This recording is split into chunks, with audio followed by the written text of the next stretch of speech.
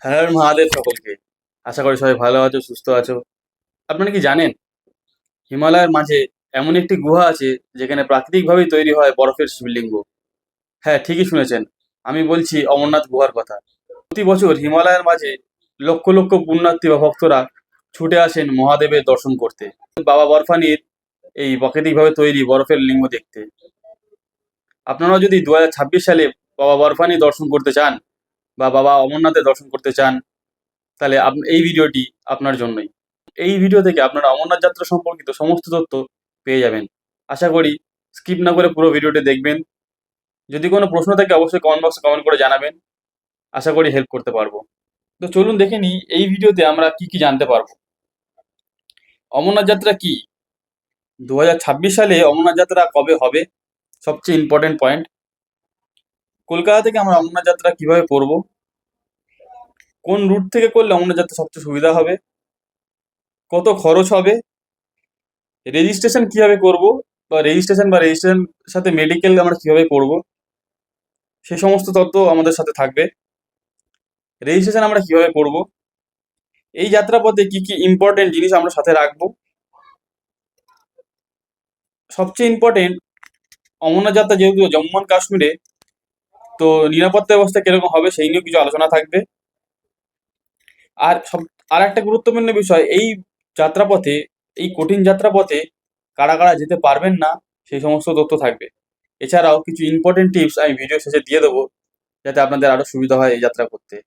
তো চলুন শুরু করা যায়।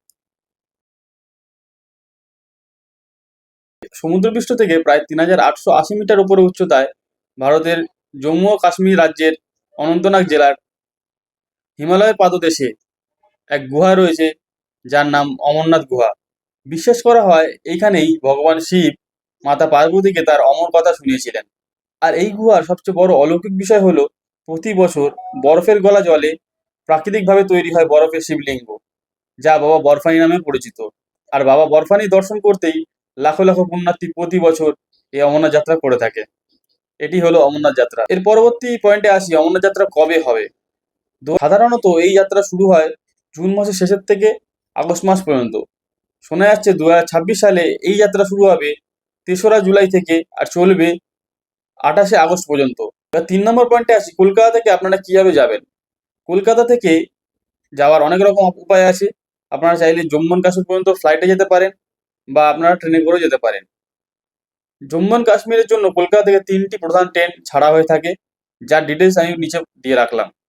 13151 কলকাতা জম্মু তাওয়াই এক্সপ্রেস, যেটা প্রতিদিন কলকাতা স্টেশন থেকে 11টা 45 মিনিটে ছাড়ে এবং জম্মু তাওয়াই স্টেশনে পৌঁছায় সকাল 8টা 50 মিনিটে। আর এই ট্রেনের সর্বনিম্ন ভাড়া 815 টাকা। 12331 হিমগিরি এক্সপ্রেস, যেটা সপ্তাহের মঙ্গলবার, শুক্রবার এবং শনিবার হাওড়া স্টেশন থেকে রাত্রির 11টা 55তে ছাড়ে এবং জম্মু তাওয়াই স্টেশনে পৌঁছায় দুপুর 1টার সময়, এবং যেটার সর্বনিম্ন ভাড়া 850 টাকা। 22317 হামসফর এক্সপ্রেস, যেটা প্রতি সোমবার শিয়ালদা স্টেশন থেকে দুপুর 1টা 10-এ ছাড়ে এবং জম্মু তাওয়াইতে পৌঁছায় রাত্রির 11টা 25 মিনিটে, আর যার সর্বনিম্ন ভাড়া 940 টাকা। আর এইগুলো করেই আপনারা খুব সহজেই পৌঁছে যেতে পারবেন আপনাদের গন্তব্যে। পরবর্তী পয়েন্টে আসি, অমরনাথ যাত্রা কোন রুট থেকে করলে ভালো হয়। প্রধানত অমরনাথ যাত্রার জন্য প্রধান দুটি রুটই রয়েছে। একটা হচ্ছে বালতাল দিয়ে যেতে পারবেন আপনারা, একটা হচ্ছে পেহেলগাম দিয়ে যেতে পারবেন।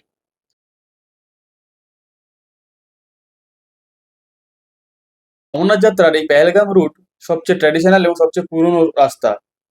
আর এই রাস্তার অপূর্ব দৃশ্য, সিনিক বিউটি রয়েছে, যা আপনারা উপভোগ করতে করতে যেতে পারবেন।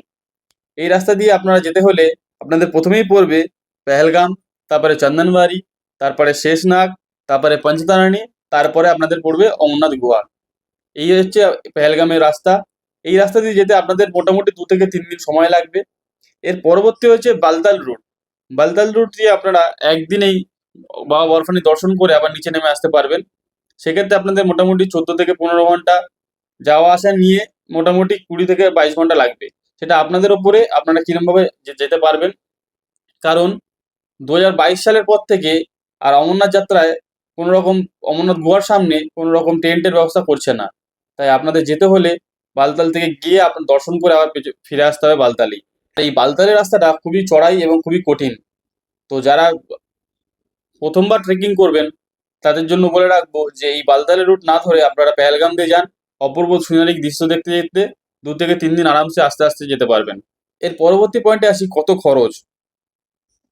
কলকাতা থেকে যদি আপনারা অমরনাথ যাত্রা করে থাকেন তাহলে সেক্ষেত্রে আপনাদের খরচ হবে বালতাল থেকে, আমি বালতালের হিসাবটাই দিয়ে রাখলাম, সবচেয়ে কম খরচে বালতাল থেকেই হয়, সবচেয়ে কম দিনও লাগে বালতাল থেকে। তাই জন্য বালতাল থেকে যদি আপনারা অমরনাথ যাত্রা করেন বালতাল রুট থেকে, তাহলে মোটামুটি 5,000 টাকার মধ্যে আপনারা আরামসে অমরনাথ যাত্রা কমপ্লিট করতে পারবেন। তার ডিটেলস আমি এখানে দিয়ে রাখলাম, আপনারা দেখে নিন। যদি কোনো রকম প্রশ্ন থাকে তাহলে অবশ্যই কমেন্ট বক্সে করবেন। এই চার্টটা দেখার পর অনেকের মনে প্রশ্ন আসতে পারে যে 5,000 টাকার মধ্যে আমি উইদাউট ফুডের কথা বলছি, কিন্তু জেনে রাখা উচিত এই অমরনাথ যাত্রায় প্রচুর লঙ্গরের ব্যবস্থা রয়েছে। তাই জন্য এখানে খাবারের হিসাব বাদ দিয়েই হিসাবটা করা হয়েছে। এই অমরনাথ যাত্রায় প্রায় 90% মানুষই এই লঙ্গরখানা থেকে খাবার খেয়ে থাকে, যার খাওয়া দাওয়া অসাধারণ। তাই জন্য এখানে এই হিসাবটা খাবারের ছাড়াই করা হয়েছে। কলকাতা থেকে আপনারা কিভাবে এই অমরনাথ যাত্রা করবেন, কত কম সময় এবং কত কম খরচে এই অমরনাথ যাত্রা কমপ্লিট করতে পারবেন, তার জন্য আরেকটি ভিডিওতে আমি একটু বিস্তারিতভাবে বলবো। শুধু এই পয়েন্টটাই যে কত কম সময় আর কিভাবে প্ল্যান করলে আমরা কত কম খরচে এই অমরনাথ যাত্রা করতে পারবো। তাই জন্য অবশ্যই আমাদের এই চ্যানেলটিকে সাবস্ক্রাইব করে রাখুন। এর পরবর্তী ভিডিওতে আপনাদের সেই ভিডিওটা পেয়ে যাবেন নোটিফিকেশানে। এর পরবর্তী পয়েন্ট, রেজিস্ট্রেশন ও মেডিকেল কবে থেকে চালু হচ্ছে। সবচেয়ে গুরুত্বপূর্ণ, অমরনাথ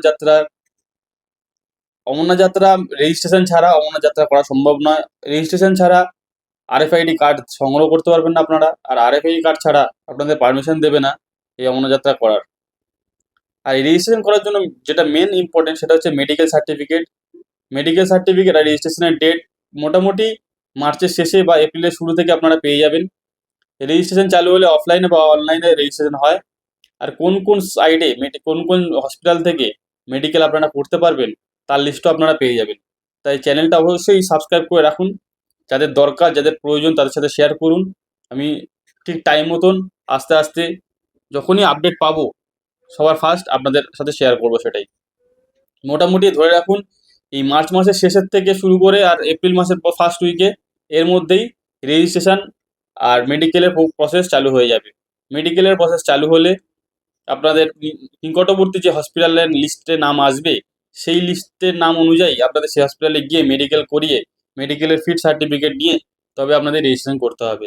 আর এই রেজিস্ট্রেশনের জন্য মিনিমাম একটা চার্জ থাকে, সেটা 100 টাকা থেকে 200 টাকা পর্যন্ত হয় প্রতি বছর। তো সেটাও তখন আপনারা জানতে পেরে যাবেন। আমি বলবো যে অফলাইনে রেজিস্ট্রেশন হয়, অনলাইনেও হয়, তো আমি বলবো অফলাইনে না করে আপনার অনলাইন রেজিস্ট্রেশন করুন, সব থেকে তাড়াতাড়ি করতে পারবেন। আর এই অমরনাথ যাত্রা রেজিস্ট্রেশনের জন্য অবশ্যই আপনার আধার কার্ড, এক কপি ফটো আর মেডিকেল সার্টিফিকেট প্রয়োজন, যা আপনাদের অনলাইন রেজিস্ট্রেশন করার সময় কাজে লাগবে। তো অবশ্যই এই 3টি জিনিস নিজের কাছে রাখবেন। পরবর্তী পয়েন্ট, এই যাত্রাপথে নিরাপত্তা ব্যবস্থা।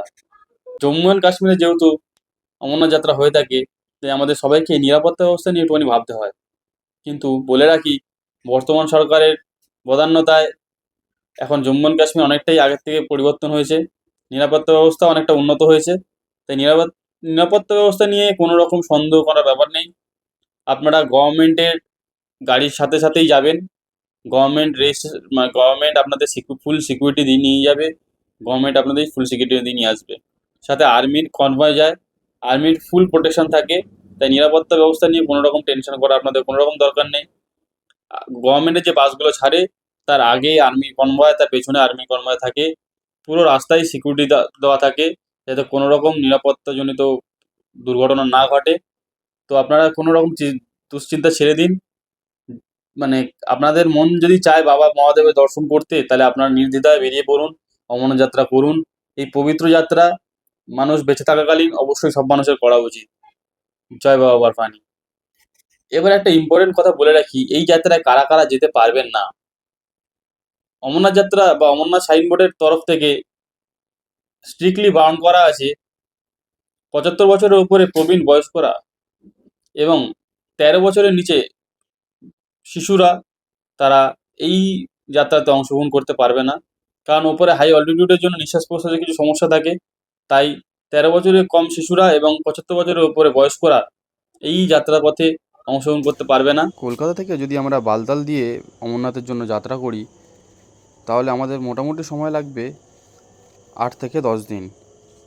কলকাতা থেকে ট্রেনে করে জম্মু তাওয়ায় পৌঁছাতে লাগবে 2 দিন। তারপরে ভগবতীনগর ক্যাম্পে একদিন স্টে করে সেখান থেকে বালতাল পৌঁছাতে লাগবে আরও একদিন। এই হয়ে গেল টোটাল 4 দিন। বালতাল থেকে অমরনাথ গুহা দর্শন করে ফিরতে আরও একদিন সময় লাগবে, হয়ে গেল 5 দিন।